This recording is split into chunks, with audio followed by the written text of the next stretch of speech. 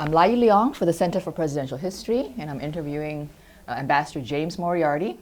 Today is October 23rd, 2015, and we are on the SMU campus in Dallas. Ambassador, how did you come to be appointed ambassador to Nepal? Ooh, that's a very interesting story. I had told Dr. Rice, the National Security Advisor, that I was planning on leaving the NSC at the beginning of 2004 in the hopes that that would give me time to get ready for an ambassadorial assignment and go out that summer of 2004. And that was all predicated on the assumption that I hoped that I would get an ambassadorial slot. State Department has a very complicated way of doing this. The most senior officials of the department sit in something called the Principals Committee. They are given recommendations coming up from the regional bureaus and the functional bureaus, and then they decide, because they'll almost always have more than one candidate per slot. I had worked very closely with the East Asia Bureau, talking to them about ambassadorial slots. And the assistant secretary at the time thought that I would be getting a position in Southeast Asia. And then the committee met, and I didn't get anything. So I brought it up with Dr. Rice and Steve Hadley, and they talked to Secretary Powell and Deputy Secretary Armitage. Deputy Secretary Armitage called me afterwards and said, it was just a question of available slots and trying to match the right people. And he said, don't worry, we're continuing to look at you for other possibilities. And then about 2 weeks after that, he called me up and said that the ambassadorship in Nepal was coming open, and would I like to go there? And I said, gee, that sounds great, but let me call my wife and ask. My wife said yes. And so that's how I ended up. It was a very unusual posting outside the normal State Department rotation, not done through the normal panels that meet. They were meeting in July at that point, and it wasn't until the end of August that everything sort of panned out for me with respect to going out to Nepal. Did it surprise you that you were offered Nepal, and was it a country that you were familiar with? I was familiar with East Asia and South Asia. So no, I had never served in Nepal, but I had served in Pakistan. And so it surprised me in the sense that I had not been talking to anybody about Nepal. But it didn't surprise me as one of those things that seems totally outside the system or totally bizarre, in effect, because I was the senior director who had Nepal in his area of responsibility. So how did you prepare for your post? Well, it turned out, as I thought, that I got a reasonable amount of time to prepare. I did leave the NSC in January, and then I started taking Nepali language. Okay, while you are in limbo, in other words, before you actually get confirmed, you can meet within the State Department with people, but you can't meet on your upcoming country with anybody outside the building, be it other agencies of the US government or business or anybody else. You can't act as though you assume that the Senate is going to confirm you. So I did indeed get 4 months of Nepali, which helped quite a bit when I got out there.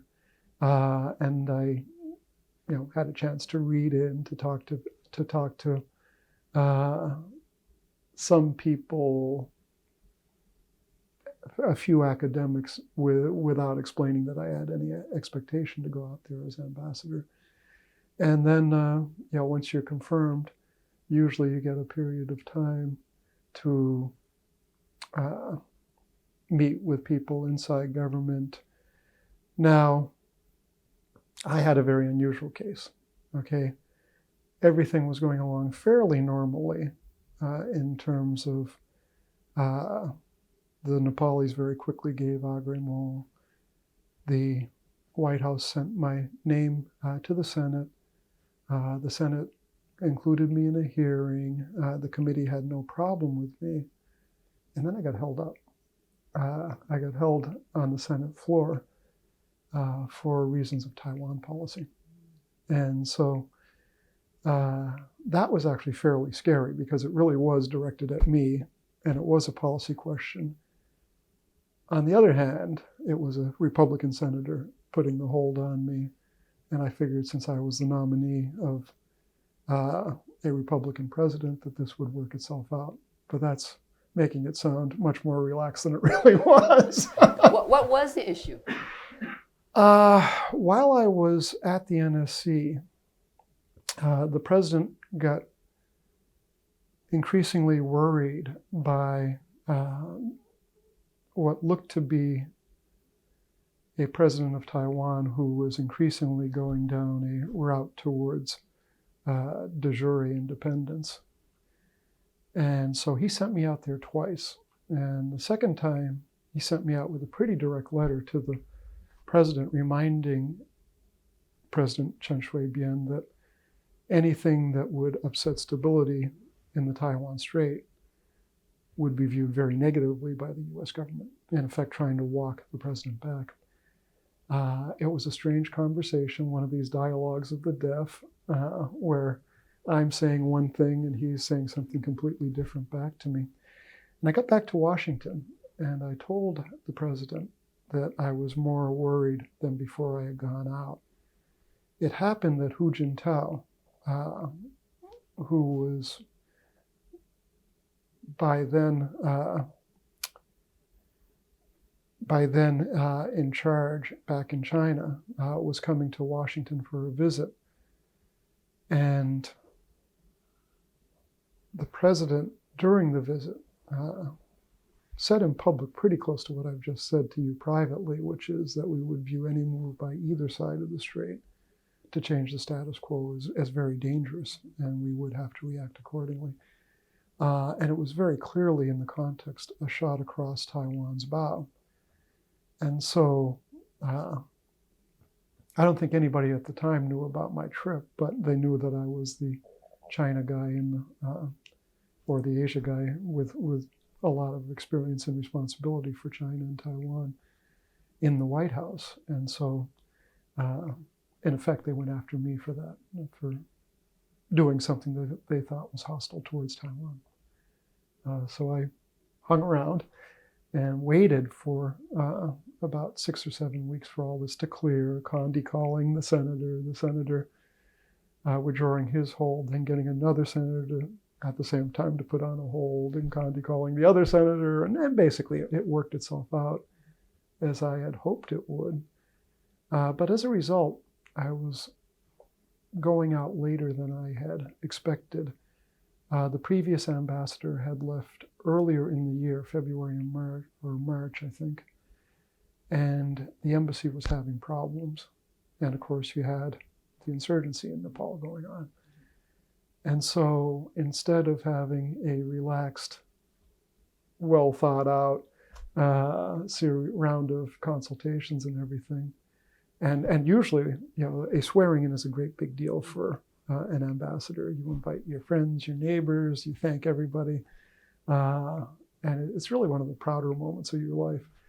Well, instead of doing that, I ended up going into the assistant secretary's office for 20 minutes. She swore me in, and I hopped out on a plane. I think it was the next day or the day after.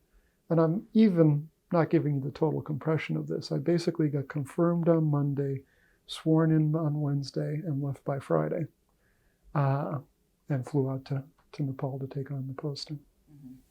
How did that work out with your wife's career? Because she's a career diplomat too. Well, at that time, she had been assigned to be, actually she had taken over the job as U.S. ambassador to APEC, so the U.S. senior official for APEC. So she had to stay.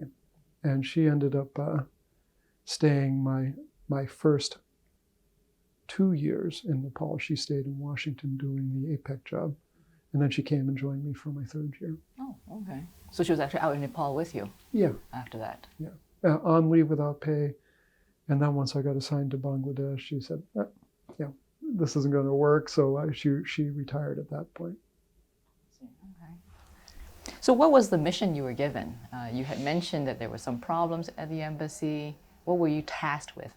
Well, the biggest thing was to conduct relations with a country that seemed on the verge of a Maoist takeover, and to try and prevent that takeover. And it's funny. I've looking back, I've decided that I love threes.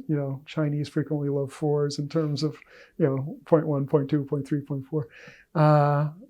I'm into threes, I guess, because I had earlier on, when I was in the White House, I had helped get about the formula of what the U.S. wanted with China was a candid, constructive, and cooperative relationship.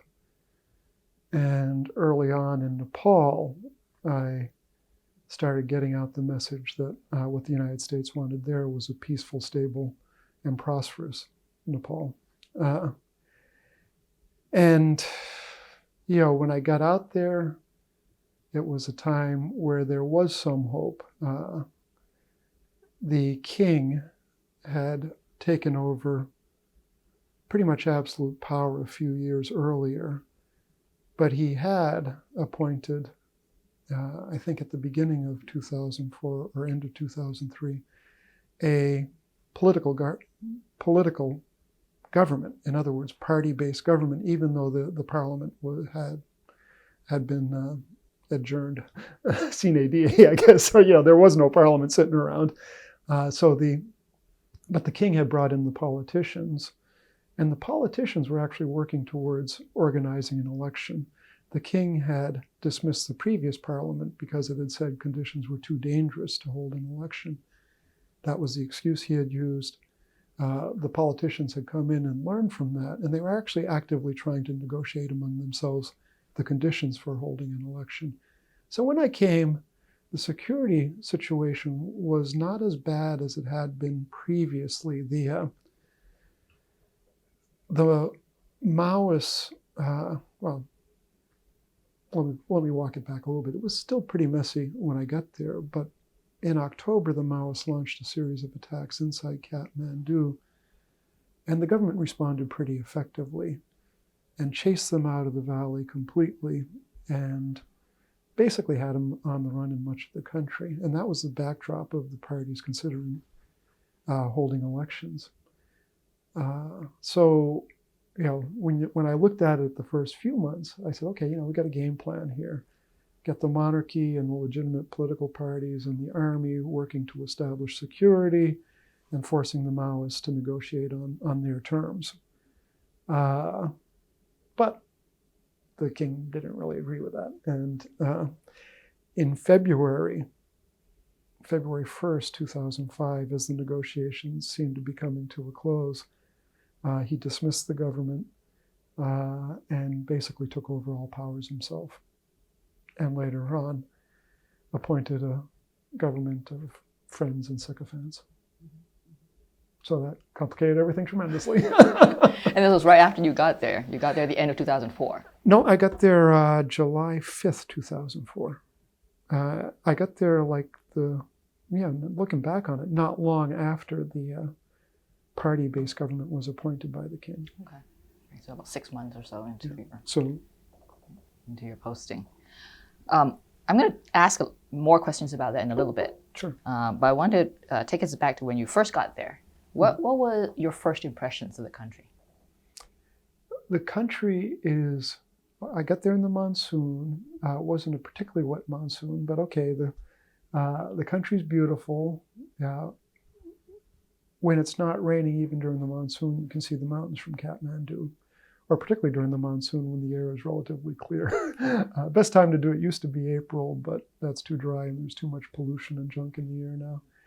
But it's a beautiful country. The politics seemed really complicated. People are hardworking. And I got a kick out of the place. The thing that stunned me was the amount of access I had and how willing Nepalis of every stripe were to talk to me as a U.S. ambassador. And so in a way, it felt like a place where you could do a lot. Mm-hmm. What did they want to talk to you about?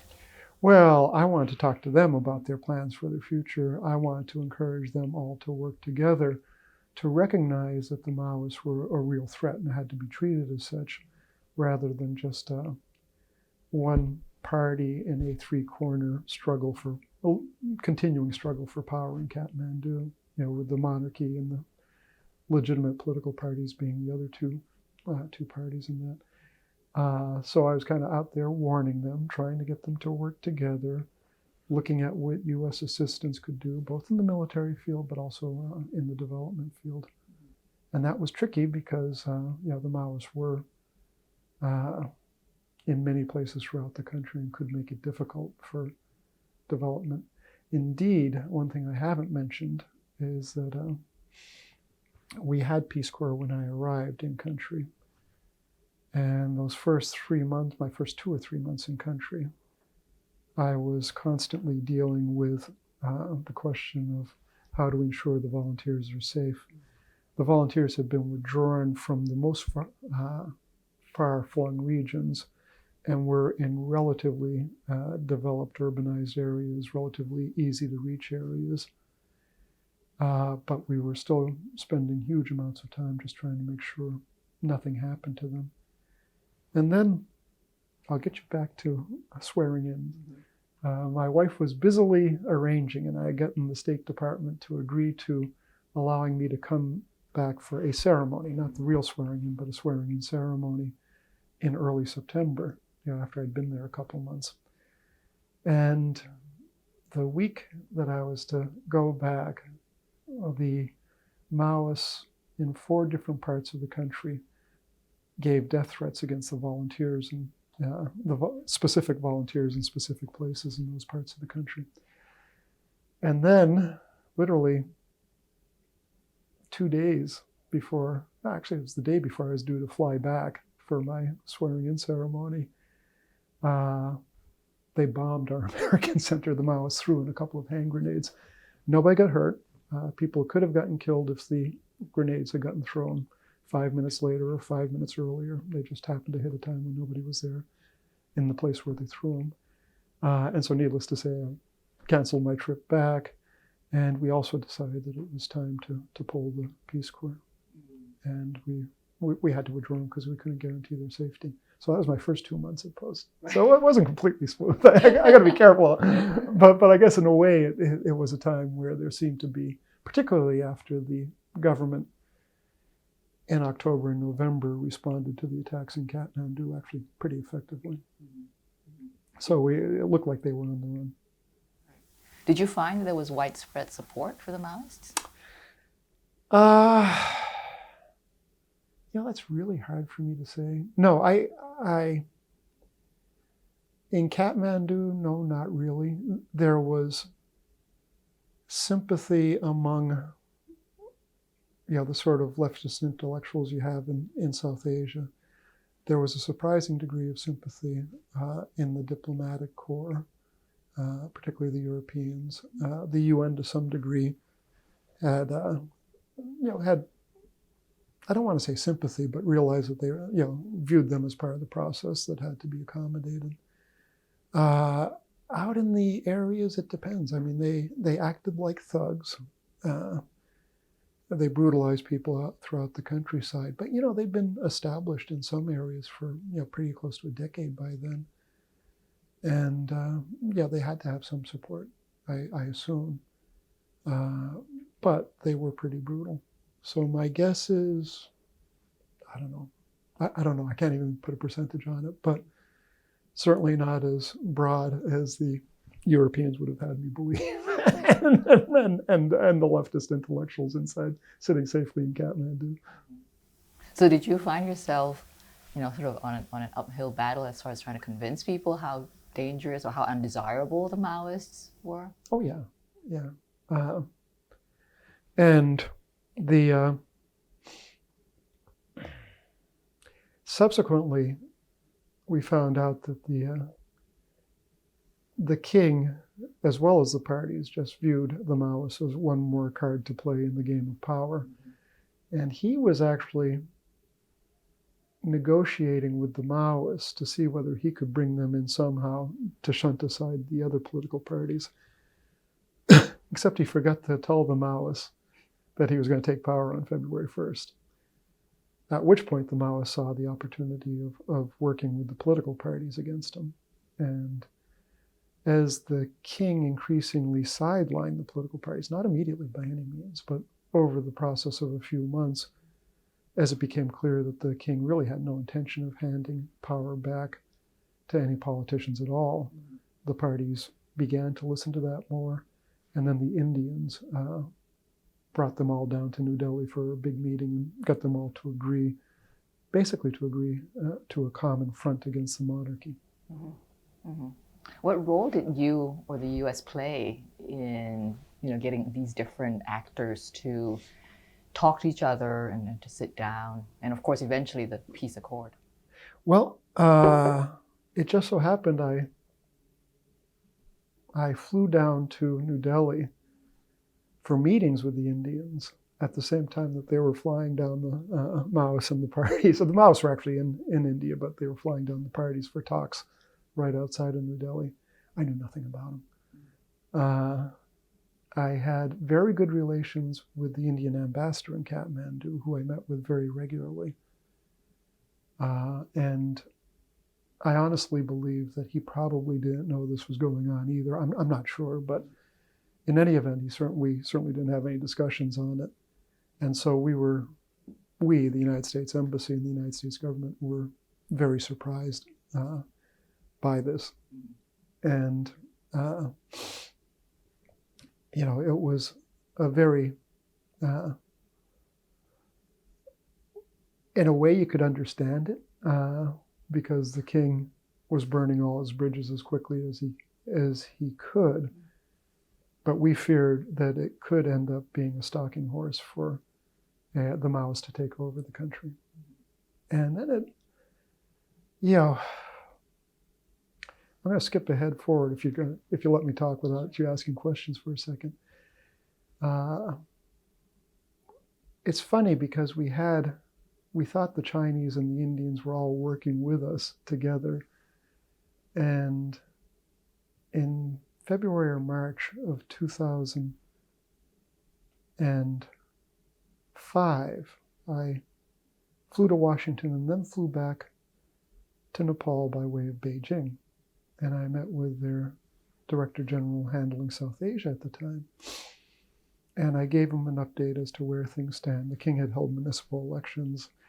I told the Chinese this is meaningless. They were a farce. They have no credibility at all. And then they told me that they were thinking of inviting the king for an official visit sometime in April, that the Nepalis had been pushing him for such a visit. And they thought with the king having been in power this long, it was time to acknowledge that power and bring him in for a visit and give him some face. And I sucked my teeth and I said, well, April is the month for demonstrations in Kathmandu. It's the time when it's neither too hot nor too cold. You don't need to bring in blankets. People can sleep in the open, and yet it's not so bad that you worry about dehydration. So it's a great time for demonstrations, and that's historically when they happen, and the king is not very secure, and there was a coalition now trying to overthrow him. So I said, geez, I'd think twice if I were you. And they didn't invite him. And then, of course, it was in April when everything took off, when you had the second John Ondal and the second People's Movement. And that turned out to be follow a script that was almost predictable. More and more people coming into town. The king eventually trying to use the armed forces against him, and the armed forces in effect saying, no, we're not going to kill a whole bunch of people just to keep you in power. And at that point, the king was forced to step down with more ups and downs. At one point, CNN interviewed me, and I said he had to leave now, or he'd end up hanging onto the wheels of a helicopter, leaving the city. And also we had to tell the chief of army staff, who was talking to the Indians about trying to get a role for the monarchy in the interim constitution. We had to tell him, don't even go there. That'll just reopen the can of worms. And finally, the last part of this was right at the end of the movement, when we were telling the king that, look, you've got to take any deal that the legitimate parties offer you. He finally said yes. He told the parties yes, he would accept their conditions. And then the Maoists basically said, no, we're not satisfied. So at that point, we were thinking that the Maoists might do a big push to keep the pot boiling and create conditions where they could actually take over with a relatively small force. And I basically went to Condi and asked her to intervene with the Indians, to tell the Maoists that this would be unacceptable. Backdrop to this, it was the Maoist leadership at that point was still resident in New Delhi, and the Indians knew exactly where they were. So Condi interceded, the Indians pressured the Maoist leadership, and after about 24 hours, the Maoists came into the agreement and said, okay, that's fine, we'll live with this. So you actually did play an important role then, ensuring that the peace accord went ahead, Yeah, convincing the king to get out. In convincing the army not to try and keep a constitutional role for the monarchy, in getting the Maoists to back down. Right. So while all this was going on, it must have been a bit of a dilemma, because you've got the Maoists who were undesirable, you've got the king who was obviously trying to act like a dictator. How did you try to square that circle? Well, basically, when the king took power, the immediate reaction was, this is horrible, this is a big setback for democracy, it makes conditions less stable.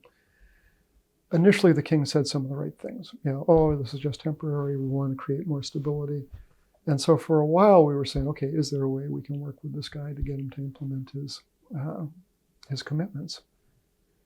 And quickly it became clear that, no, that wasn't going to work. And there were just a number of things, but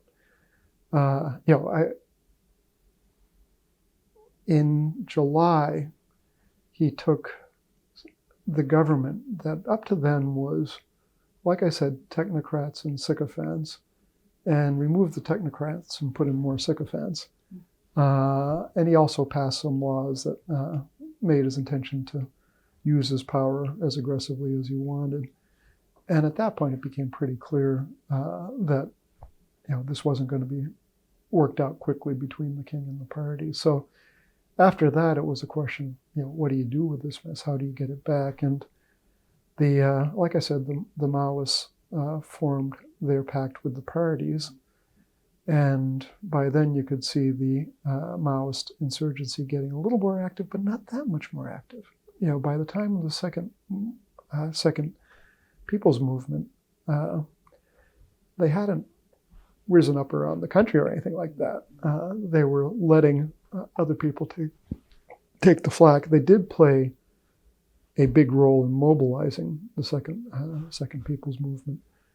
The other parties played a big role too. So literally, you're getting 200,000 people into the streets of Kathmandu. That's it's not easy. So that was a joint effort by the Maoists and the other political parties. And after that worked, the question is what comes next, and how do you get around to holding a constituent assembly? How do you hold elections? And that's where I ran into the biggest issues with the Europeans, the UN, and to some degree the political parties themselves, because the Comprehensive Peace Accord, which was November 2006, I believe, probably, so maybe 7-8 months after the People's Movement. The Comprehensive Peace Accord had a whole lot of commitments by the parties and by the Maoists to do certain things. One of the silliest things it had was, well, not a silly thing, but it said that all the Maoist combatants would move into cantonments, into camps, while awaiting the Constituent Assembly election. The Maoists put maybe a third of what was probably about 12,000 combatants into the camps. They got the government to agree that they actually had a total of 35,000, I think that's the number, 30 to 35,000 combatants around the country. And so they quickly went on a massive and very visible recruitment drive to get kids to go into the camps, where they set up training for them. And it was either farcical or dangerous, depending on how you looked at it. Meanwhile, the other 7,000 or 8,000 stayed outside the camps, including some very prominent, well-known leaders of the Maoists stayed outside the camp. Military leaders of the Maoists stayed outside the camps and formed something called I think it was YCL, Youth Communist League, that was supposedly a group of a pro-Maoist youth group. In effect, it was the armed Maoist presence outside the camps, used for extortion, intimidation, and all that. And I started speaking very openly about this, and I also started speaking to the Prime Minister about how dangerous this was. They had a funny arrangement, though, where the person in charge of negotiating with the Maoists was the Home Minister, who was also in theory in charge of policing the country, including policing the abuses by the Maoists. And he would repeatedly give the Maoists the benefit of the doubt because he didn't want them to break off talks and walk away from the CPA, the Comprehensive Peace Agreement. And so the abuses piled up and piled up. The Maoists poured into the cities, engaged in very widespread and obvious extortion, killed people without any consequence. So, I started speaking out against this, which made me unpopular in certain sectors, particularly with the Maoists. I actually had something. Prachanda actually said at one point to a Maoist meeting that they'd already be in power in Kathmandu if it wasn't for Moriarty. So I said, that's great, love it. Can you put that on a bumper sticker, please? Did you ever feel like you were in personal danger because of that? Let's see. During demonstrations in Kathmandu, including partly, not during the Jan Andolan itself, but during other demonstrations, including both before and after the king left, the ambassador's residence is right in the middle of downtown, and it's got high walls and everything, and it's not advertised or anything. So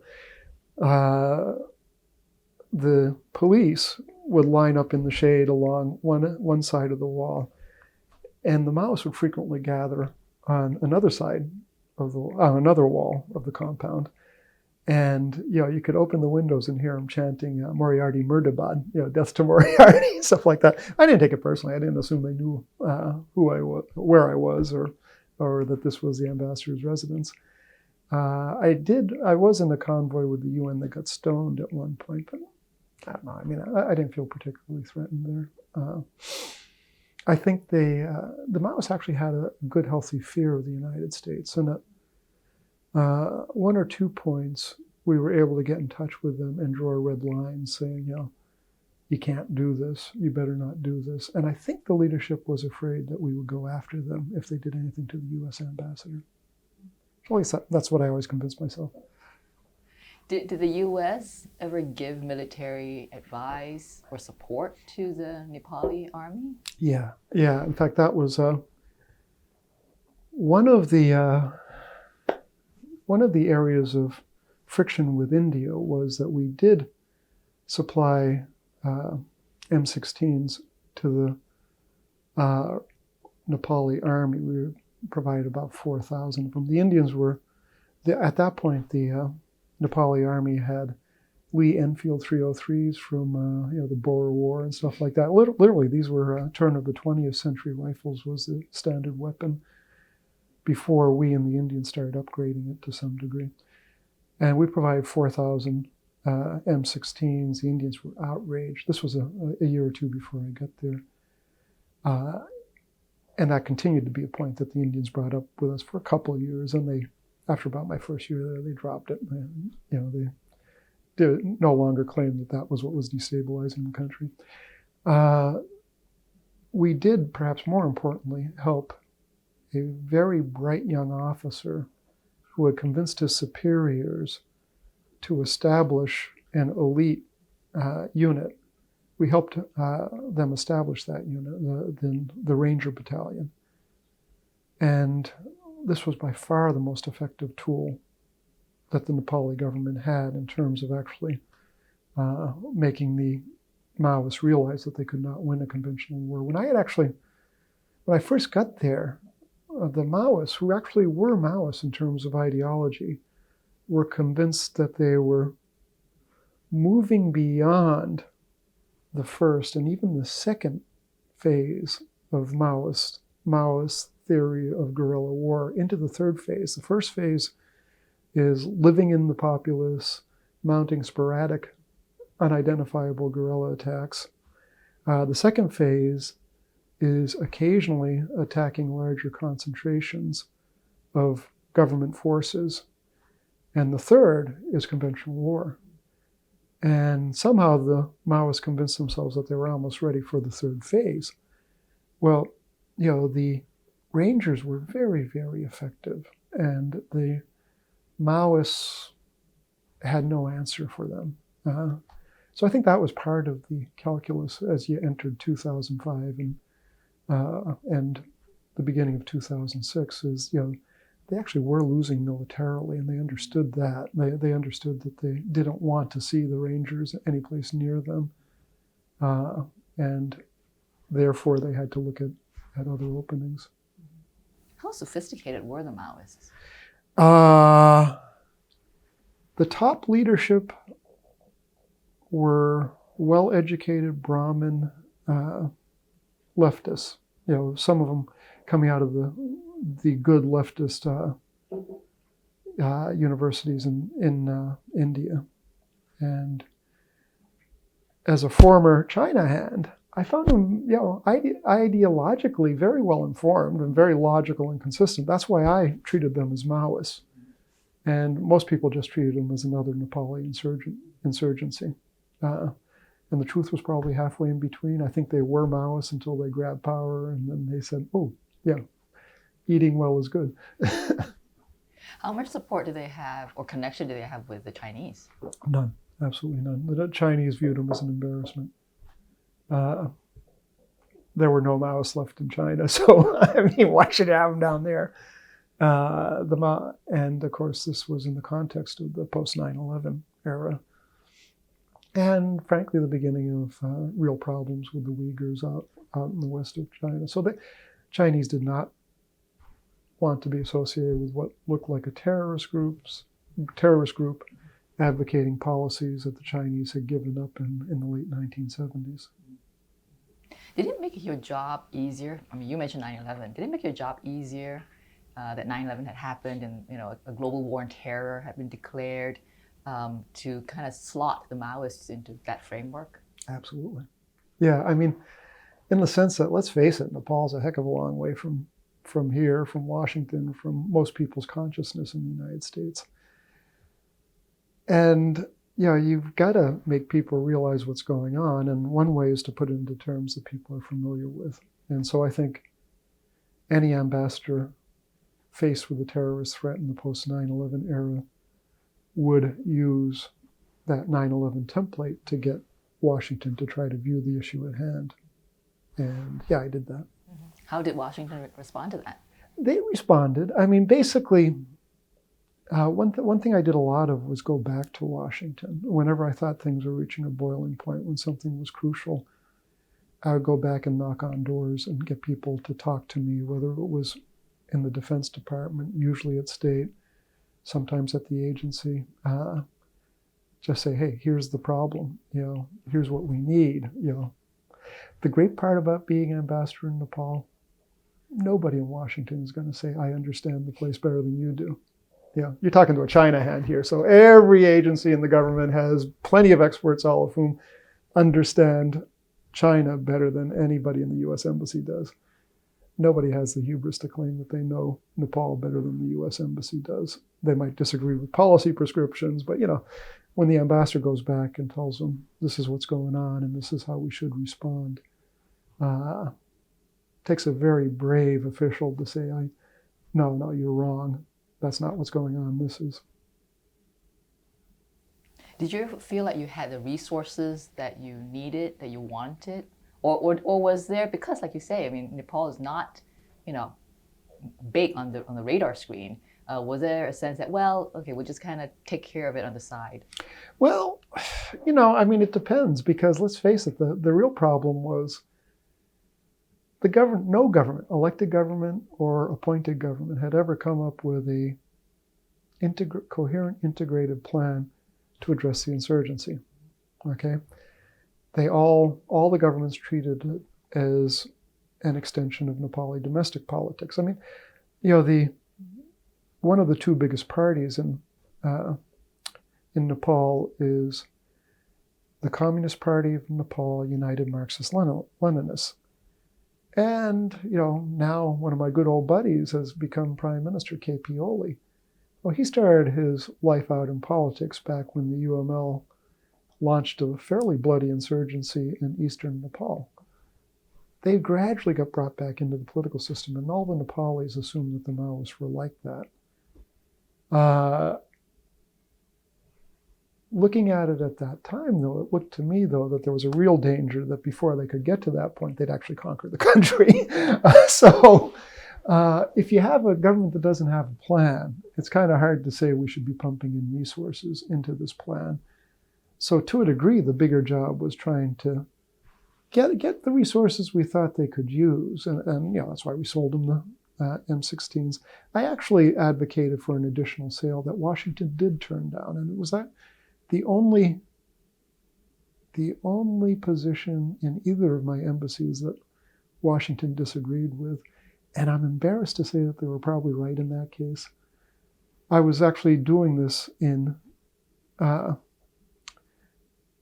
towards the end of May, in May of 2005, when I was still hoping that we'd be able to work with the King's government. And in the next 2 months, he did things that made it clear that it would have been a total mistake to have shipped additional weapons out at that point. So there's my failure. But it wasn't a failure. Washington saved me. But in terms of the resources we need, I was satisfied. I didn't think we could use additional resources in the situation at that time. The other part is, I've mentioned India repeatedly. As you're probably aware, India right now has a blockade of Nepal going on because they're unhappy with the Constitution as it was written. We can never forget that India plays a bigger role than we ever would or could play there, or would want to.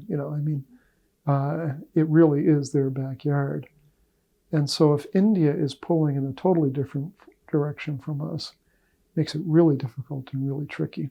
So that's just something that, to a degree, limits how much we can do in Nepal too, because the Indians will intervene if they see us as doing things contrary to their interests. Like I said, they were dead set against the sale of M16s, even though the only effect of that was to make the Nepal army more effective against the Maoists. Where did they stand in terms of the Maoist insurgency and with the king?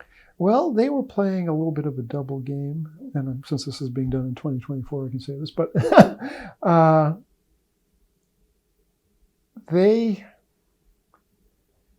the king quickly burnt his bridges with the Indians. They initially reached out to him, tried to see whether they could work with him. The king had a meeting with Manmohan Singh in Jakarta on the sidelines of an event they were both attending. And the Indians thought they had made progress. And then the Nepalis came out and started talking about commitments that the Indians hadn't made in their eyes. And at that point, the Indians, who had been trying for months to figure this guy out and to work with him, said, forget about it, And it was after that they began to see whether they could, in effect, clip the king's wings by getting the parties and the Maoists to work together. They did not plan to overthrow the king. They were the ones who were pushing the chief of army staff to find a constitutional role for the monarchy. So traditionally, the Indians have rented Nepali politicians. Can't buy them because Nepali politicians flip and flop, and the Indians know that, but they rent them. To some degree, they were probably renting some of the Maoists too.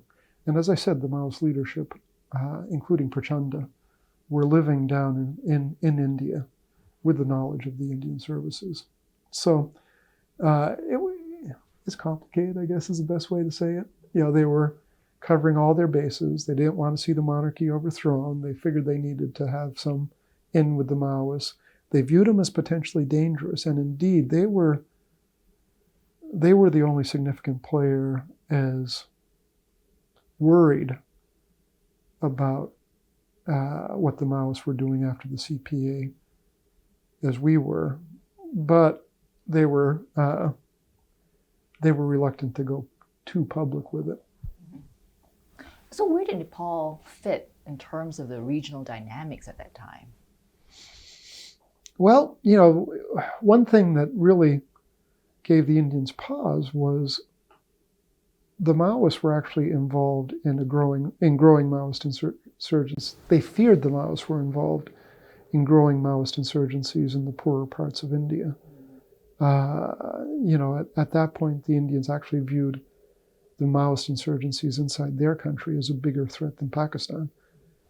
So they were watching that closely. So that the Indians did not want a Maoist dictatorship up there.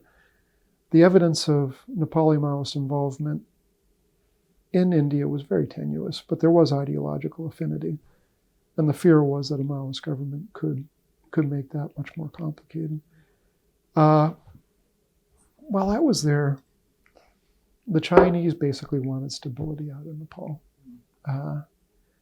And this went back to a previous experience in 1988, 89. The Nepalis purchased anti-aircraft weapons from the Chinese. This was in violation of a treaty they had with India saying that they would first turn to the Indians for appropriate defensive weapons. The Indians reacted by blockading the country, not letting anything in or out. This dovetailed with a pro-democracy movement going on inside what was then an absolute monarchy in Nepal, and eventually forced the king, King Birendra, to accommodate the parties. Interestingly enough, the Indians at the last minute of these events told the king that they would give him a sort of like a Bhutan deal, where they would take over foreign affairs and defense affairs for Nepal, and he could stay in power. And the king said, "No, I think I'll go talk to the parties," and that's how you ended up with the Constitution and the first constitutional monarchy. Did Nepal play a factor at all in the sort of complicated bilateral relations in that region? India, Bangladesh, India. They mostly sat things out. You know, the SARC was a very bizarre, ineffective grouping. That's the South Asian Association for Regional Cooperation. Yeah, exactly. Which is probably the least effective major regional organization around, basically because everything breaks down to, can you get Pakistan to agree to anything India agrees to, and vice versa. And so, you know, they were a good member of SARC. They had actually decent working relations with all their neighbors, including Pakistan to some degree, but with limits put on that by India. But no, they didn't play much with anybody else. Like all Nepali governments, when the king overthrew the party-based government and brought in his sycophants, and it became clear that they were Nepal and his government were alienating India, they began reaching out to China. And that was the context of what I said earlier about the Chinese interested in seeing whether they should invite him for an official trip. Is, you know, the Nepalis had gone back to the usual game, which is India doesn't love us. Can we get China to love us more?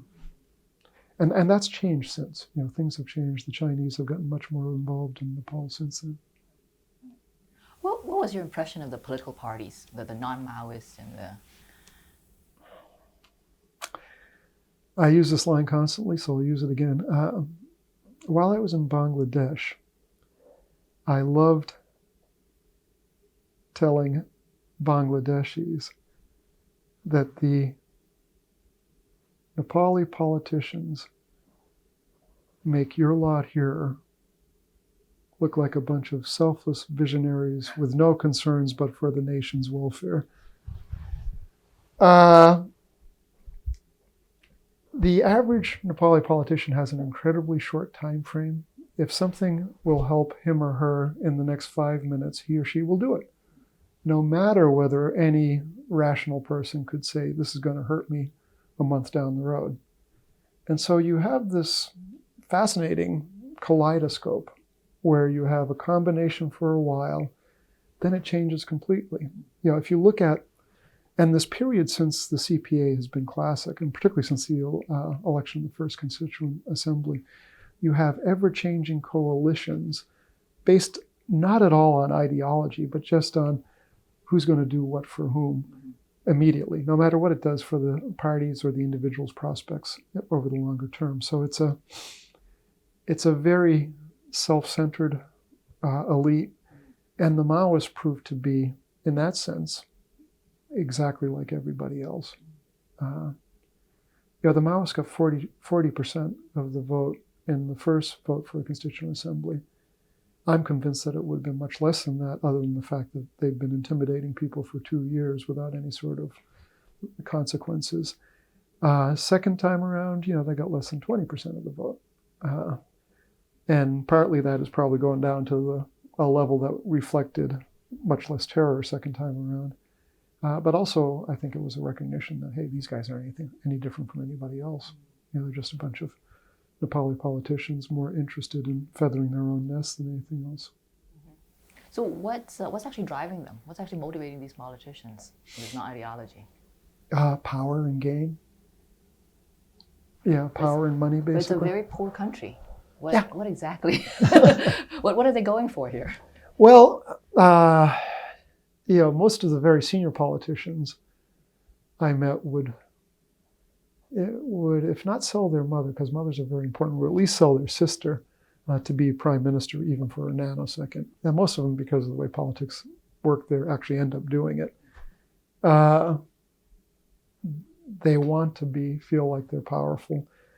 Just as importantly, power gives them access to money, you know, development funds, rent seeking, you know, so it's a career in a poor country. You know, I mean, you look at it,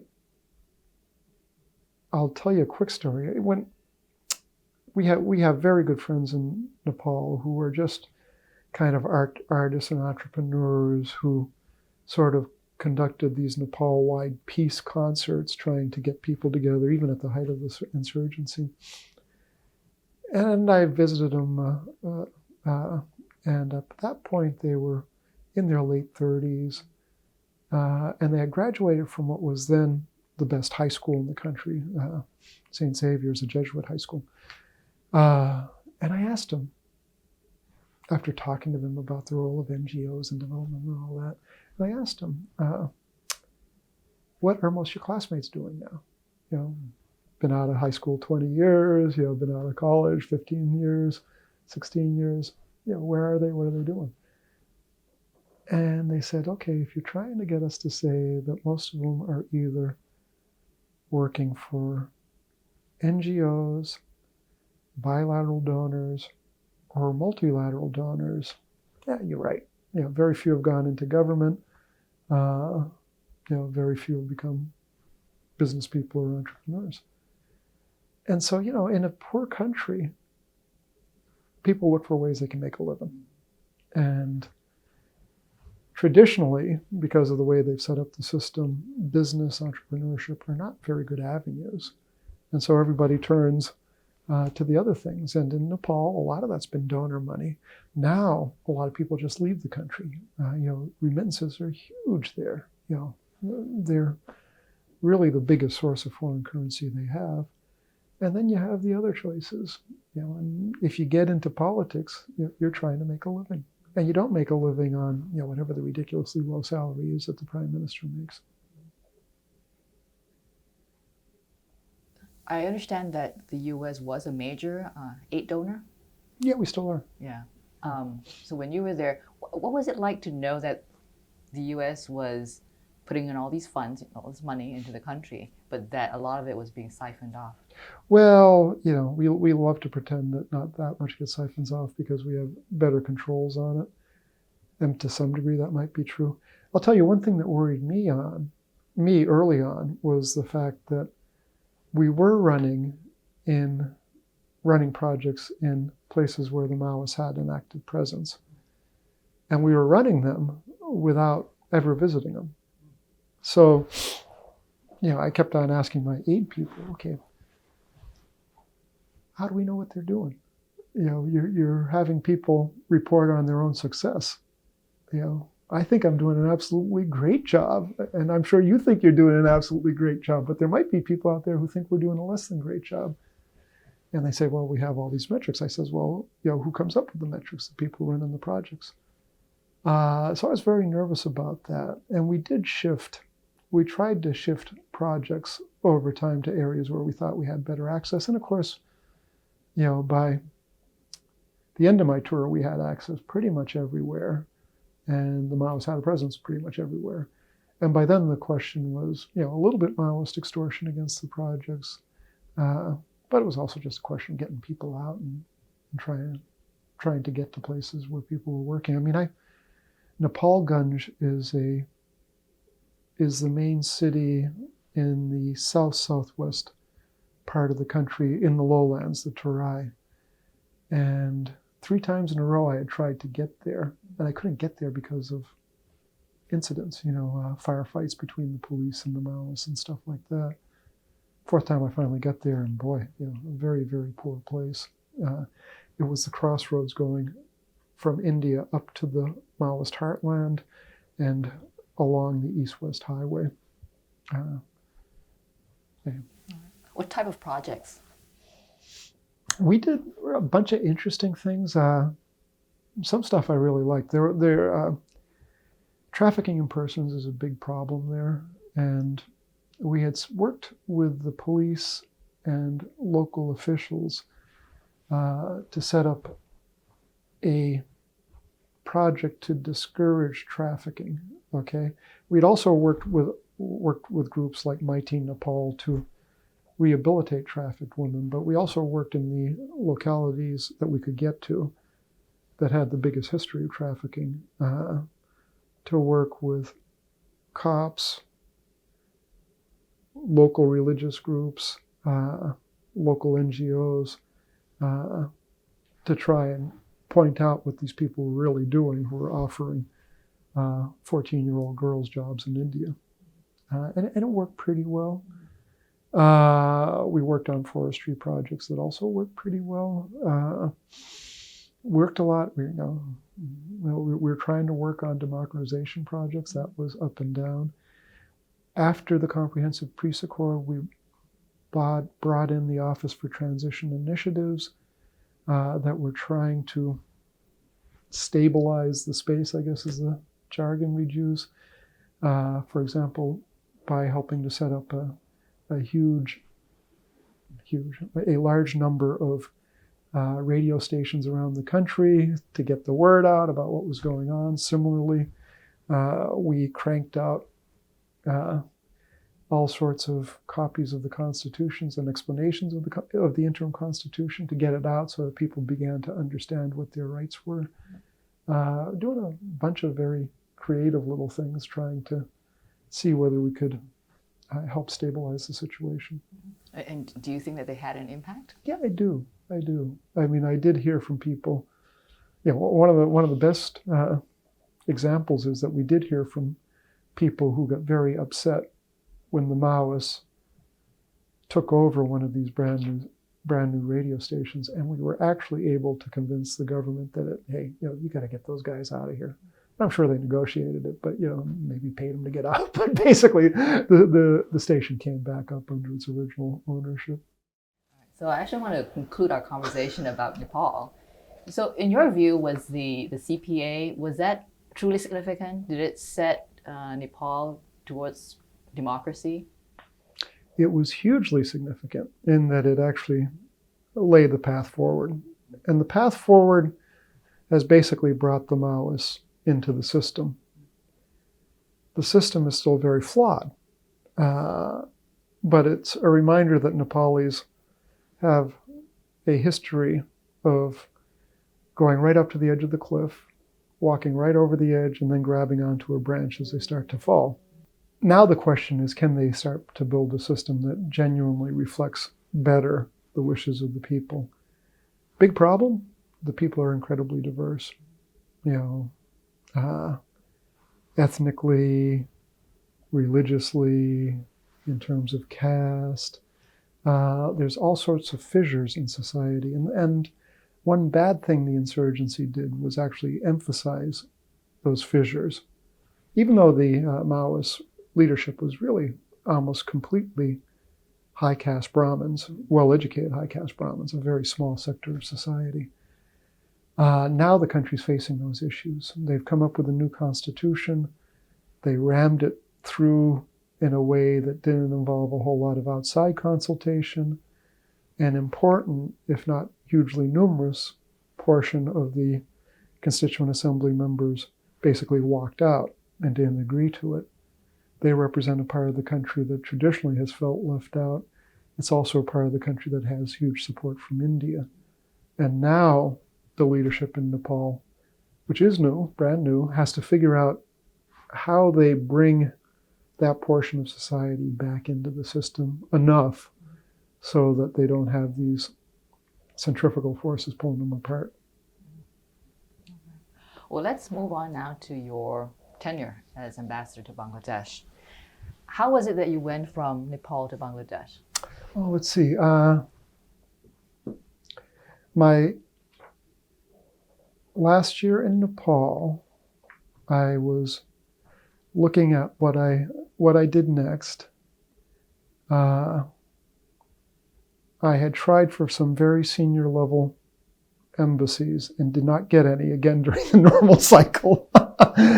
And then in January, the South Asia Bureau called me up and said that the ambassador in Bangladesh would be leaving to be the deputy to the new ambassador in Iraq.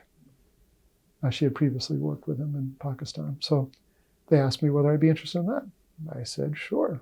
And that went quickly. Everything went quickly. We, in terms of getting agrément from the Bangladeshis. Then the big holdup there was actually getting getting the Senate to hold a confirmation hearing. Okay, this was initially for 6 months. They said they didn't have a quorum, that they needed more ambassadorial candidates before they would hold it. To put in a time frame, in January, February 2007, I agreed that I was interested in the job. They got it through the White House pretty quickly, and by the end of the summer, the Bangladeshis had given me agrément. Meanwhile, my predecessor had already left Bangladesh. So I then the next step after that went quickly too. Right after Labor Day, the president sent my name to the Senate. 2 or 3 weeks after that, the lady going to Kuwait also got sent to the Senate. And then we both waited around, and it wasn't until they nominated somebody to go to Egypt that the confirmation hearing was held. I then had to wait another month while there was some political game over something totally unrelated to Bangladesh or the State Department was going on. Some conflict over judicial appointments held it up for another month. So it wasn't until about April that year that I ended up getting confirmed in the position. And I got out there I'm forgetting when I got out there. No, it was April when I got out. I got confirmed in March. And I actually did get to hold a swearing in. And in a way, it was a more normal process, even though it was a longer process, because frequently you do have procedural holds. And the Senate doesn't get around to looking at nominees, or doesn't get around to confirming nominees. And that's what happened. I was held up with a bunch of other people. So that wasn't as scary, but it did take a long time. So we had a big gap in Bangladesh before I got there, about 8 months or so. Oh, wow. So did you feel when you went in that there was a lot of catching up to do because of that? Internally within the embassy, yeah. In terms of developments in Bangladesh, I actually came there at a really good time. A caretaker government had taken over in January of 2007. And that was because the politics were getting so bloody. And also because the prime minister had sort of not announced, but told her people she was going to get rid of the chief of army staff. Anyhow, he said this is too much craziness, too much blood being shed. So you had a caretaker government that initially wanted to see if it could actually reform the system, get rid of the two major parties, or change the leadership in the two major parties, and instituted corruption hearings against the two leaders, did a very wide corruption sweep, but ended up doing it through the traditional courts and not getting very far with any of it. Then in August of that year, still 2007, there were basically jail riots that were spreading like wildfire. At that point, the caretaker government began to become afraid. Meanwhile, you had some folks in the bowels of the military trying to build this new order and stuff like that. But the politicians in particular, the civilian government, civilian authorities, I guess is a better way of putting it, they weren't really politicians, but the civilian authorities in the caretaker government and most of the military began to think, hey, this ain't working, we got to get out. By the time I was there, I was convinced that everybody except some folks in intelligence wanted a transition from caretaker to elected government. And so, my first 9 months were basically, okay, how do we facilitate this happening? The previous ruling party was afraid it was going to lose an election and wasn't really all that keen on it, but they didn't want the military rule to continue. So they were interested in, can we play a game here and figure out how you get a party-based government where we still hold a lot of power? The previous opposition figured it would win an election, was really enthusiastic about holding elections. And the military, like I said, by and large, really wanted to get out with a little bit of dignity and not worrying that they would be brought to trial. So that was a very interesting thing. So we kept on saying things, calling for free and open elections in ways that strongly supported the parties. I remember one trip I was on in the Chittagong Hill Tracts, where I'm calling all the BNP politicians and telling them, hey, look, you got to do this. Your options are not you playing a major role in a non-elected government, or that's not an option, I guess. That's not an option. Your two options are the military staying on and having a caretaker government that stays on and maybe eventually really gets serious about corruption and figures that, sets up new tribunals, or an election and a free and fair election. Oh, the military won't do that. I said, nah, we got guarantees. They will not put in an emergency rule during the election. They will mobilize the army. The army will be objective. That's as good as you're going to get. And it ended up with as good an election as actually a very clean, fair, non-violent election. And for the first 5 or 6 months after the election, the BNP, every time I met with them, would say, not that many people voted. How could 86% vote? Nobody voted after noon. Ballots were stolen. Well, I said, look, I was out afternoon watching all these people lined up in Dhaka. I had people doing the same thing in 8 places around the country. We've got reports from 20 other places from groups that I trust. Yes, it was a massive vote. If there are specific instances of vote capturing, as they call it there, those deserve to be looked into. But frankly, in a lot of the places you say it's going on, we didn't see it. And eventually they got to the point where if I brought a visitor in, they'd say, Ambassador Moriarty doesn't agree with us on this, but. And the other thing is we had been doing polling, and the polling was much more accurate than what we do in the U.S. The polling had shown 3 days previous to the election that the Awami League was ahead by about 18%, and that's what they ended up winning by. So what were U.S. interests in Bangladesh at that time? My trifecta there was development, denial of space to terrorism, and democratization. So do what we could to help the Bangladeshis build stronger democratic institutions, work with them on development, but not purely in development, also commercial interests, and also setting up a better atmosphere for trade and investment. And the last one was denial of space to terrorists.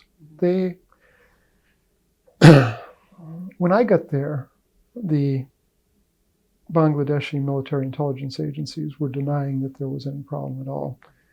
In 2005, a domestic terrorist group called JMB had set off 430 bombs nationwide simultaneously, at which point the BNP government, which was in coalition with Jamaat Islami and had traditionally used the JMB as just another branch of thug power in the streets, to beat up their opponents and to try to intimidate people into voting the right way.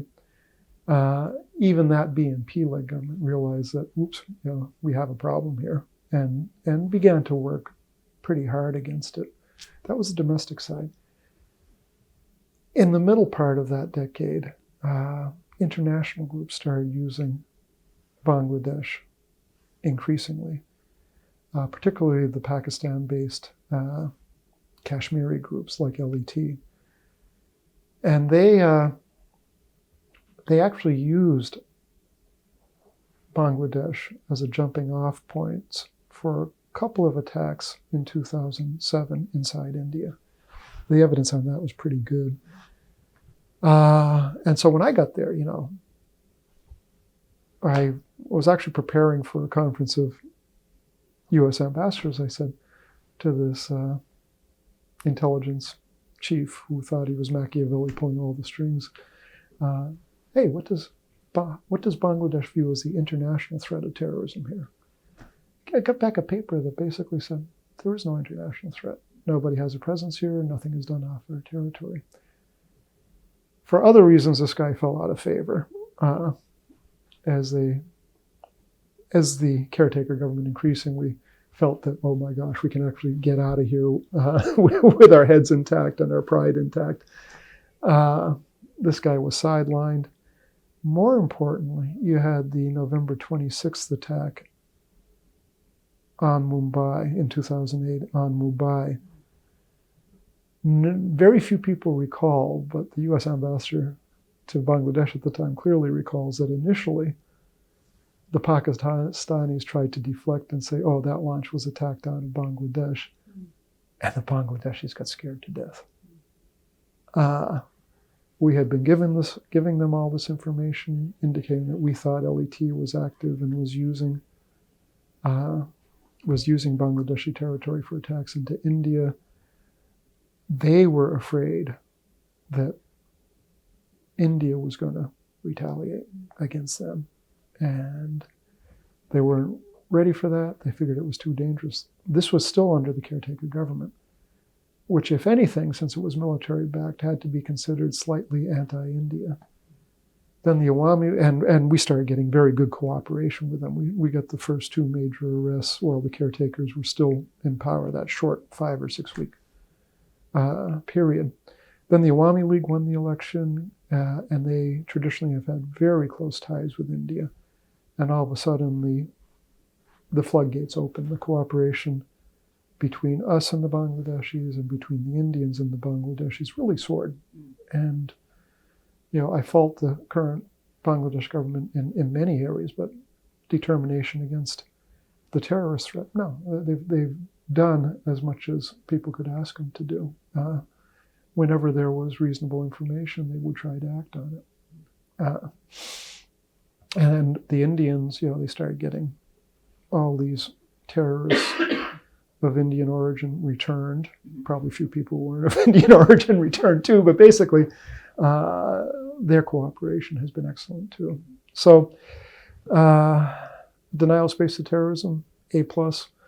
Development, B+, A-. We got a lot more money in for traditional aid. We saw our trade advance very quickly. I spent a lot of time on commercial issues, mostly to do with rent seeking, and most of the things I succeeded on. So it's only the democratization which is still a work in progress, excuse me. The Islamism part of it, how did the leadership, the Bangladeshi leadership, manage to move forward on these counterterrorism efforts while balancing the Islamist politics in the country? Well, the Islamist politics are something the government, neither an Awami League nor a BNP led government can ignore. Both parties are always in coalition with other parties. The Awami League is in coalition usually with smaller Islamist parties. BNP has gained much of its support from Jamaat Islami. Jamaat Islami is the only one of the Islamist parties that has any nationwide following. And that's usually, if you looked at it, maybe like about 5% of the populace. It's complicated though, because the coalitions always nominate a joint candidate. So, it's hard to say what they would get if they were facing off on one-on-one races. And polls, they don't get into that level of clarity, but they usually place total support for Jamaat Islami at around 5%, total support for Islamist parties at around 10%. That's not a portion that can be ignored, but it's also a portion that swims uphill in some ways. Okay, Bangladesh has many problems, and it also has a huge strength. It's a place with a very strong sense of national identity. In fact, it's the only place in South Asia that has a real inbuilt sense of national identity. The Indians are starting to build one. Sri Lanka is totally fractured. Nepal is much worse. Pakistan. So Bangladesh, you've got 90% of the people are Bengali-speaking Muslims, and they are Bengalis. Okay, now that Muslim part is important, and the Bengali portion is at least as important. Okay, so the Islamists, when they say Islam is in danger, get a huge public response. But Bengalis being Bengalis, after a few weeks start asking, how is it in danger? Yeah, who are you to be telling me it's in danger? Why is it in danger? Traditionally, religion in there is predominantly Sufi, still is. Much more moderate form of Islam. And Bengalis are, as a British DC said in Chittagong in the 1880s or 90s, all Bengalis are by nature disputatious, industrious, and litigious. I love to use that with Bangladeshis. They laugh, and I say that's kind of like Americans too. They will also rally around if they feel Bengali culture is at risk. So it's hard to say which is the bigger holiday, the Eid or Bengali New Year, which has absolutely nothing to do with Islam, and features singing and dancing, and all these things that the more fundamentalist sects strongly oppose. So they have to figure out how they fit into that context too, the religious parties. And it's difficult. They have a cap on how far they can go. That said, we've seen that the Awami League government always takes into consideration how the coalition parties might react. On the case of terrorism, the government's playing a strong hand.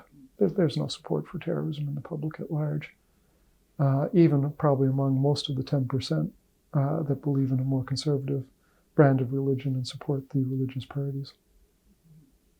Did you encounter any difficulty at all just because of the backlash against the U.S. post-Iraq? Oh, yeah. The U.S. had an approval rating of the 70s to 80s the whole time I was there. No.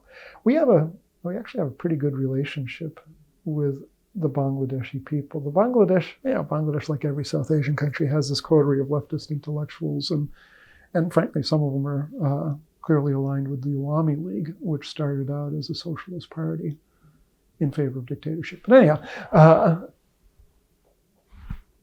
beyond that coterie of leftist intellectuals, I think most Bangladeshis are aware that since independence, we've probably been the most reliable and objective supporter of their country. It's interesting because you can't say that in too many places, but we are far away. And Bangladesh has been, for whatever reason, we've always continued the aid going in there. We've had projects all over the country. We're usually viewed as having supported democracy. It's not like Pakistan, sort of, 27 years of military dictatorship that we had to work with. And we're far away. We're not threatening. We're not India. We're not Pakistan. We're a country that's tried to help since independence. I mean, the war for liberation, we had a very bad reputation, but I think we've overcome that, except with 65-year-old leftist intellectuals and Awami League party members over 65. So no, I didn't feel like it was a threatening environment at all. I did have more security than I had in Nepal, and that was because my predecessor, once removed, had actually gotten a fairly credible terrorist threat against him. I actually had a terrorist threat against me while I was there, but it wasn't that big a deal.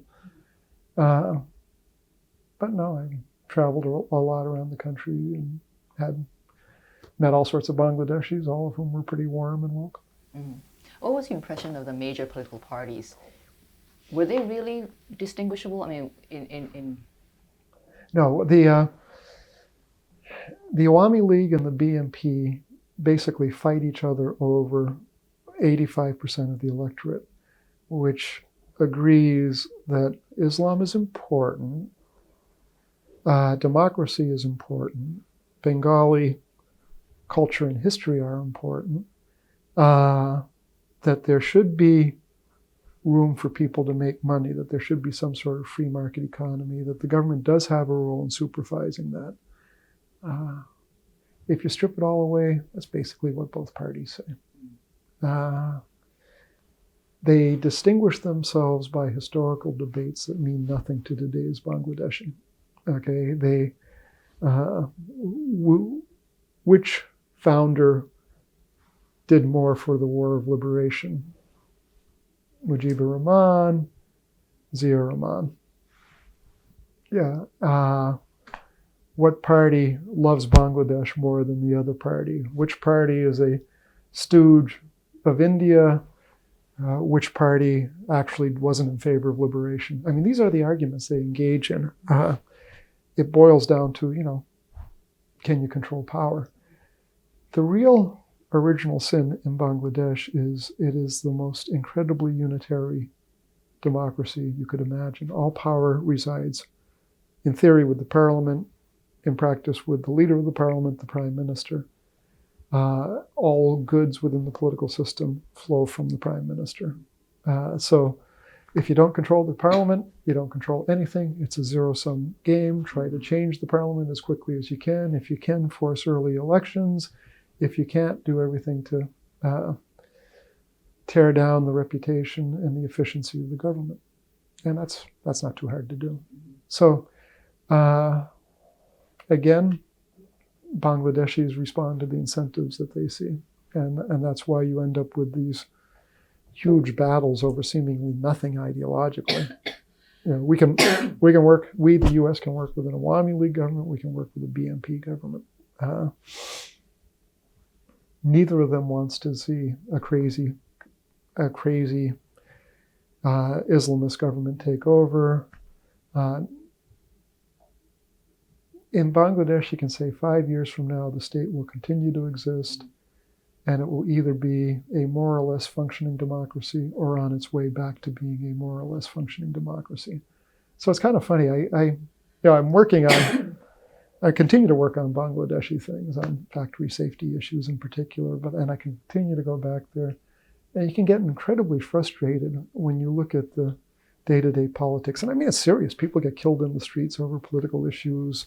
Opponents disappear. But then you step back and say, well, the country continues to make progress. Lives continue to get longer. People continue to get wealthier from a very low base. People get more educated. Girls get much more educated. And you scratch your head and say, okay, the place doesn't work, and yet it does. And I don't see any existential threat to Bangladesh. I don't see any problem that will mire it so badly that, heck, the growth will drop below 5% even. It just continues to grow in that 5 to 7% range, which is much worse than it could do if it had more sensible policies. And yet the steadiness and the continuation of that growth means that things are getting better. I mean, have you heard of a book called Ghost Map? No, I haven't. It's a book about how people discovered the roots of cholera, how cholera spread. Okay? It's written about a big outbreak of cholera in the 1850s in London. Okay, and in the 1800s, London kept on having worse and worse outbreaks of cholera. The dominant theory was it was spread through the miasma, the fog, and the air carried the germs that caused cholera. There was an alternative theory that was coming up, that it was spread through the water. And so 2 separate individuals, one a priest, one a doctor, an Anglican priest, the other a doctor, decided that they were going to see how cholera spread. They decided to map the deaths. and try to figure it out. And they both came to the conclusion that there was an epicenter, that it all spread from a well in an area called Seven Dials that was near a house where, back then it was all cesspools, where the cesspool had broken of a house that had a guy in it who had come back from the East Indies with a case of cholera. And so this was actually pretty convincing proof, this being the question of science with lots of egos involved. It took about 20 years for it to become universally accepted that cholera spread through water, at which point the British engaged in the largest civil engineering project in history. You ever walked on the embankment? That's it. The huge sewer system to pump the sewage below the places where water was taken in, down low enough in the Thames so it would be swept out. That's a huge sewer pipe that you're walking on, used up until the 1970s or something. The backdrop of this story, though, was that in the 1850s in London, nobody thought, including nobody in the world, nobody in the UK, nobody in England, and nobody in London thought that London could long exist in its then current state. There were too many people, too much pollution, too much degradation of human life that the whole thing was going to collapse. You know, you can go back and look at all these predictions of when London was going to collapse in on itself. But with money, time, and intelligent effort, London turned into a livable city that now doesn't support 2 million people in 24 square miles, supports 6 million people in 24 square miles. You know, I had to remind myself of that constantly in Dhaka, because it is like the second or first most unlivable city in the world, and facing all these problems. But then you say, well, wait a second, you know, Bangladesh is getting richer. Bangladeshi politicians eventually know that they have to respond or they get voted out eventually. And so you look at it and say, yeah, the place is a mess, but if you look at it, you see progress in this area, that area, that area, and say, yeah, it's probably going to continue. You mentioned all these contradictions, though. So help someone who's not familiar with Bangladesh try to understand that. Why is it that you would have political parties? They're not very different. They're not polarized ideologically, and yet have politicians being killed and have such a poor security situation. You have a military that seems to know what it's doing. You know, it doesn't want to be too involved in politics, and yet it is, you know, a mess, as you say. Why is that? Well, the political system, as I said, is a mess because power is everything. There are no alternative sources of power, so you do everything you can to grab power. Power in the South Asian context in general, in Bangladesh in particular, does lead to corruption. It leads to corruption because there are no effective checks on it. The courts have become increasingly politicized. There are no local government officials to blow the whistle. There is what I call a culture of chamchaism. Okay?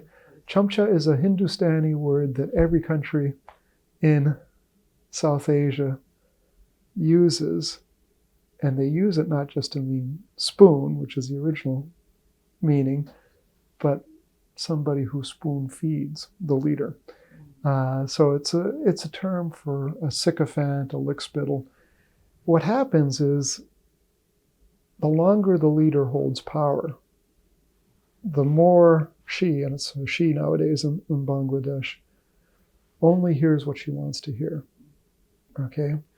So even if you're corrupt and she suspects you're corrupt, if you're telling her what she wants to hear, you will retain your place.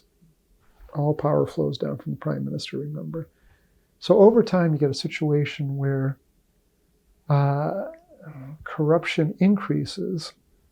The leader gets less and less reliable information, and people get more and more nervous what will happen to them when or if they get replaced. So the temptation is to try to not get replaced.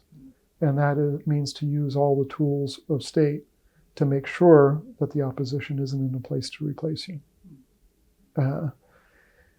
that leads to these things. In terms of overall security, yeah, no, it's not Afghanistan. It's not Pakistan. I mean, most people go about their lives expecting that they're going to be able to walk down the streets and return home safely at night.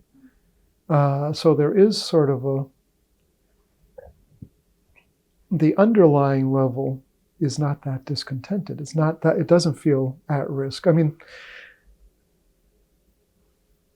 when I went to Chittagong, to the export processing zone, I looked at a bunch of factories that looked a lot better than the factories I worked in when I was a kid. And then I went outside that export processing zone and met with labor activists, all of whom had very specific complaints. One wasn't getting paid hourly wage, was getting piecework instead. One wasn't getting any overtime. A third wasn't getting the medical facilities guaranteed in the contract. And so I listened to this for about a half hour, 40 minutes. And at the end of that, I said, this is all very important. These abuses have to be stopped, have to be looked into and stopped if they're true. And then I said, however, but tell me, are you folks better off than your parents were? And do you expect your children to be better off than you are? And this lady stands up. She was about my age, was my guess. So, she'd probably been a teenager during the War of Liberation. She looks me in the eye like I'm absolutely crazy and says, "Nischoy, of course. What are you, crazy? I mean, back then, people lived till they were 40. Pakistan Army raped 2 million girls. We had a decade of sheer chaos. Now I go to work, I make money, I spend it on my grandchildren." No, she didn't say all this, but basically the context of what she was saying is that most people's lives do get better in Bangladesh. And so while at the top we focus on this frustrating political deadlock or repression or whatever, folks do go on making money and trying to climb out of poverty. And the average life expectancy in Pakistan is now just about a decade longer than that of Russian men. It's over 70 years now. Literally, when this woman was a kid, there weren't any 70-year-olds in her village. Nobody lived that long. So they've got a vibrant civil society that keeps the place turning over. They've got a real economy, based on the ready-made garment sector. But, they do have things going for them that keep on chugging along. Massive political disturbance upsets that. And so January, February, March were bad months this year. Still the country's going to grow 6 to 7%. When you were ambassador, what sort of economic projects were you engaged in? In terms of development assistance or in terms of commercial? We became basically a test case for all the presidential development initiatives. Let's see if I can still remember them. Feed the Future, agriculture. Bangladesh was a great one because of both huge results to date and possibilities of good progress in the future. Huge results were they've trebled grain production since liberation. From a country that faced starvation in the 70s, they've become a country that feeds themselves most years. They also have some research infrastructure, some outreach infrastructure in place, and still yields are about 1/3 of comparable areas in India. So big potential, big country, you make progress in Bangladesh, and all of a sudden food security looks much, much better. Health, again, a place where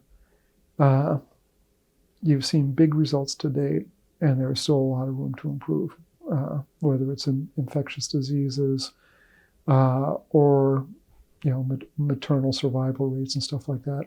They've got systems in place that have delivered good progress, and yet you can see, frankly, some low-hanging fruit where they can make even more progress. Let's see, I forget what we call it. Women's empowerment is another one, where not just having prime ministers, but basically having women as the the folks driving the engine that drives the economy. I mean, it's probably 2/3 of the workers in the garment industry are women. Probably something over 95% of the microcredit loans outstanding are to women. So you got women getting a bigger voice in their lives, their families, their societies, and people are getting used to that. I mean, this is huge. When people talk to me about the threat of radical Islam in Bangladesh, I say, first look at the Sufi springs, the Sufi springs of the religion, the relative lack of radical madrasa penetration, and then the increasing role of women in society. So we can work with them on that. I guess the last one, which is, I forget what we call it, but basically working with the Muslim nations to encourage moderation. And, we did really neat things like working with government schools to introduce the imams going through those schools to what aid projects and what NGO work really was about in the countryside, because traditionally the countryside imams have seen these guys as competitors. Mm-hmm. We let them see that, no, they're not competitors. They're doing something that you might want to hook onto. What do you do when it's not Friday? What do you do to reach out to your community? What do you do to help your community? I mean, I saw a nice Bengali imam with a big long beard talking about teaching a widow how to raise chickens. I mean, there's all these neat little things that add up to a country that doesn't make you raise your hands up in despair. Did you have to work on worker safety issues when you were there? Well, when I was there, you could see that the garment industry was driving a whole lot of this progress. It was providing the money that made the system work. It was providing jobs for women. It was providing a way out of poverty. So you said, hey, this is pretty cool. While I was there, you didn't have any of the really big tragedies, but you continued to have things like fires and accidents and stuff like that. And you continued to have some labor unrest. And you'd say, well, wait a second, they've got an issue here. So while I was there, I was trying to get support for a Better Works program, which is an ILO-led effort to bring workers, factory owners, and government together to build safe factory to improve workers' conditions. And I got a lot of support in Washington, a lot of interest in Washington. I even got some support out of ILO headquarters in Geneva, but I got a very bureaucratic and slow-rolling response from the ILO office in Dhaka. It was kind of like, well, let's draw up a plan to do this in the next 5 to 15 years. I go, what? Things will get worse. And basically, that's the stage at which I left. I left Bangladesh, and of course, it was 2 years later when the Rana Plaza tragedy occurred. So, and at that point, I joined this effort to improve worker safety there. So you were ambassadors in 2 countries. Looking back now, what were the things you were proudest of? Proudest of in Nepal is one I haven't even talked about at all, which is the resolving the issue of the Bhutanese refugees in the southeastern part of the country. Okay, the Bhutanese government in the early 90s, while nobody was looking, basically ethnically cleansed probably 15% of their population, 20% of their population, booted out a lot of ethnic Nepalis who had been in the country for 90 to 100 years. The ancestors of people who came over in the late 1800s. They booted them out of the country, forced them out of the country. The Indians put them on buses and drove them over to Nepal. They've been sitting in they've been sitting in camps in southeastern Nepal for about 14 years when I got there. And there didn't seem to be any solution to this. I was told before I went out in Washington in consultations that these Bhutanese refugees did not want to leave Nepal except to go back to Bhutan. This struck me as incredible because of 100 South Asians in all countries in South Asia, probably about 95 would like to come to the States to live. And the other 5 are doing very well, thank you. And the Nepalis, a series of Nepali governments had tried negotiating with the Bhutanese to agree to the return of at least some Bhutanese refugees to Bhutan. And they had gotten consistently stonewalled by the Bhutanese government. So I looked at this and I scratched my head and said, hey, this isn't going anywhere. And these guys are just sitting in camps. They're parking spaces for human beings. By that time, the numbers were getting up close to 100,000. And the conditions weren't horrible. They were getting enough food. They were actually getting decent education in English. And I said, look, these guys would make great newcomers to any English-speaking country. They're relatively well educated. They speak English. They know electric lights. They're not Somalis who have grown up in a tribal or Sudanese who have grown up in a tribal society. So I tried to figure out whether it was true that these guys were not interested in resettling. Normally in a refugee situation, you have 3 possible solutions. Repatriation, Bhutanese said no. Assimilation, the Nepalis say, we're the 11th poorest country in the world. These guys were not on our border. The country of first asylum, the country of immediate bordering, is normally the country where you seek refugee status. So why the heck and how the heck can we afford to absorb these guys? And finally, people told me nobody wanted to be resettled. So basically, I spent a while trying to figure it out, and it turned out that the people who didn't want to be resettled were the big fish in the small ponds. The leaders, some of the leaders, not all of the leaders, but it was some of the leaders who were loudly proclaiming that no Bhutanese refugee wants to go back. And meanwhile, the Maoists were starting to play around in the camps a little bit. So you throw this all out, and I basically got Washington to agree that, yeah, okay, resettlement does look like an option. We've never ruled it out. Now you convinced us that there is an interest there. Then we negotiated with friendly embassies, the Aussies, the Brits to some degree. They didn't take many in the end, Canadians, and talked to them about resettlement. And we basically got them to buy in. Then we went to the Nepali government, which initially kept on saying, no, we've got to get the Bhutanese to accept some. We told them, look, we'll continue to work on the Bhutanese, but in the meantime, you don't want 100,000 people sitting in those camps. Eventually, I got the prime minister to agree. Subsequently, in a meeting with not only me, but a couple of the other interested ambassadors, the foreign minister tried to roll it back. I pushed back real hard. I got the prime minister to say once again that, yes, we're doing this. And so we got it moving. And now we've, out of the 100,000, I think about 85 to 90,000 have resettled. And I said, that's cool. That is so darn concrete. And, they have all the troubles of adjusting. But by and large, I've got to believe that those 90,000 people are better off than they would be sitting in a camp in southeastern Nepal, particularly with refugee money getting so scarce nowadays. So Bangladesh, yeah. Biggest accomplishment. Wow.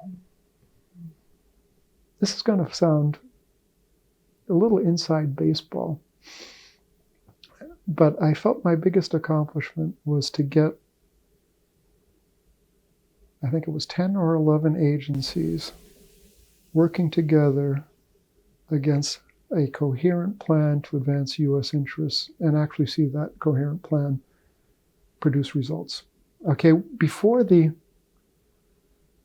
election, towards the end of the year in 2008, we said everything's going to change. This is going to give us a lot of opportunities and a lot of potential trouble. So what do? So we sat down as an embassy and sort of said, okay, here are the priorities we're going to work against. They all sort of played off this big mantra of development, denial of space to terrorism, and democratization. And we came up with plans in each of the 4 or 5 main areas where we wanted to see progress. We developed teams that met regularly. We did biennial reviews. We changed our targets as appropriate. We actually changed some of the goals as time went by. But basically, we got the embassy working together and making progress on the important issues. And I thought that was cool. I mean, I used to think I was strictly a policy wonk, and then I decided I'm also a leadership wonk. Because in many ways, when you ask me what was the biggest accomplishment, we made huge progress against the terrorists. We did good work on the U.S. commercial interests. Our development assistance was making a big difference. So all of those are big things. Democratization, we get the election held, and we did work with the government productively.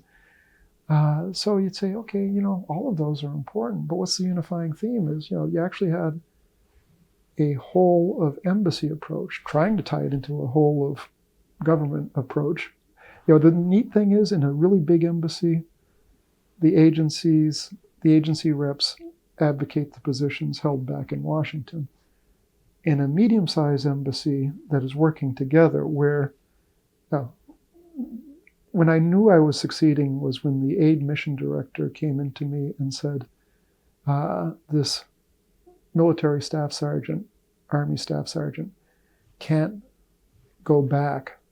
He's providing us invaluable mapping skills that are really making a difference on the stuff we're doing. I said, okay, we've got aid and the U.S. Army working together on a common goal. I mean, that's really cool. So you look at it, and I'd say that the biggest accomplishment was to form an incredibly coherent group that did come up with good plans. I'm absolutely brilliant, but there's a lot of people out there who are probably just as brilliant as me, and obviously will know their own specific area a lot better than I do.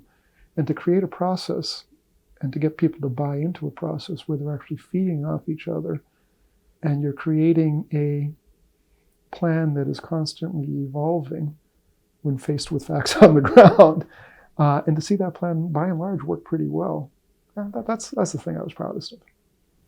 That's great. We've run out of time, so we just have to stop here. Thank you very much. I'm happy to be here.